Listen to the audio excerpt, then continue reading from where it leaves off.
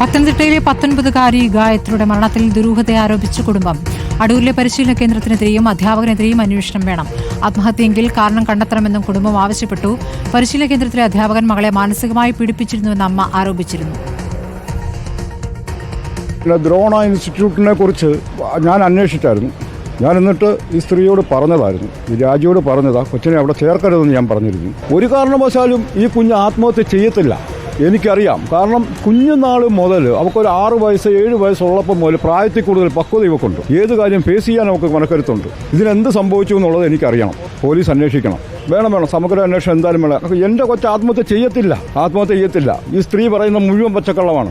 എൻ്റെ മകളെ വീണ്ടും വലിച്ചു കയറി പോസ്റ്റ്മോർട്ടം ചെയ്യാൻ എനിക്ക് താല്പര്യമില്ല, പക്ഷേ നിവൃത്തിയില്ലാതെ വന്നു നിന്നതാണ്.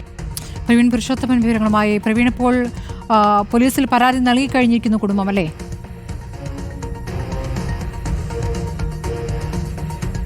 സ്മൃതി, കഴിഞ്ഞ ദിവസമാണ് കോന്നി മുറിഞ്ഞകല്ലിൽ 19-കാരി ഗായത്രിയെ വാടക വീട്ടിലെ കിടപ്പുമുറിയിൽ തൂങ്ങി മരിച്ച നിലയിൽ കണ്ടത്. അമ്മ രാജി ജോലി കഴിഞ്ഞ് വീട്ടിലേക്ക് എത്തിയപ്പോഴായിരുന്നു മകളെ ഇങ്ങനെ തൂങ്ങിയ നിലയിൽ കണ്ടെത്തിയത്. ഉടൻ തന്നെ കോന്നിയിലെ താലൂക്ക് ആശുപത്രിയിൽ എത്തിച്ചെങ്കിലും ജീവൻ രക്ഷിക്കാൻ കഴിഞ്ഞിരുന്നില്ല. ഈ വളർത്തച്ഛൻ, ഇപ്പോൾ ഈ പ്രതികരണം നടത്തിയിരിക്കുന്ന വളർത്തച്ഛൻ ചന്ദ്രശേഖരൻ ഈ സമയം നാട്ടിൽ ഉണ്ടായിരുന്നില്ല. ഇവർ തമ്മിൽ പിരിഞ്ഞാണ് താമസിക്കുന്നത്. അതായത് രാജിയും ചന്ദ്രശേഖരനും തമ്മിൽ ഏറെ നാളായി പിരിഞ്ഞാണ് താമസിക്കുന്നത്. ചന്ദ്രശേഖരൻ ജോലി സംബന്ധിച്ച് സംസ്ഥാനത്തിന് പുറത്തായിരുന്നു. ഈ വിവരം അറിഞ്ഞാണ് അദ്ദേഹം നാട്ടിലേക്ക് എത്തിയത്.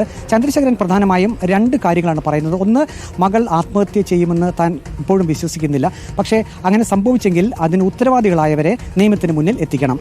രണ്ടാമതൊരു കാര്യം പറയുന്നത്, ഈ കഴിഞ്ഞ ദിവസം തന്നെ രാജി, അതായത് ഗായത്രിയുടെ അമ്മ അടൂരിലെ ഒരു പരിശീലന കേന്ദ്രത്തെക്കുറിച്ച് ഒരു ആരോപണം ഉന്നയിച്ചിരുന്നു. കാരണം രാജി മകളെ അവിടെയാണ് പഠിപ്പിക്കാൻ വിട്ടിരുന്നത്. ഗായത്രി അവിടെ വിദ്യാർത്ഥിയായിരുന്നു. അവിടെ അധ്യാപകൻ മോശമായി പെരുമാറിയതായും മാനസികമായി പീഡിപ്പിക്കുന്ന രീതിയിലുള്ള കാര്യങ്ങൾ അവിടെ സംഭവിച്ചതായും രാജി ഇന്നലെ കഴിഞ്ഞ ദിവസം മാധ്യമങ്ങളോട് പറഞ്ഞിരുന്നു.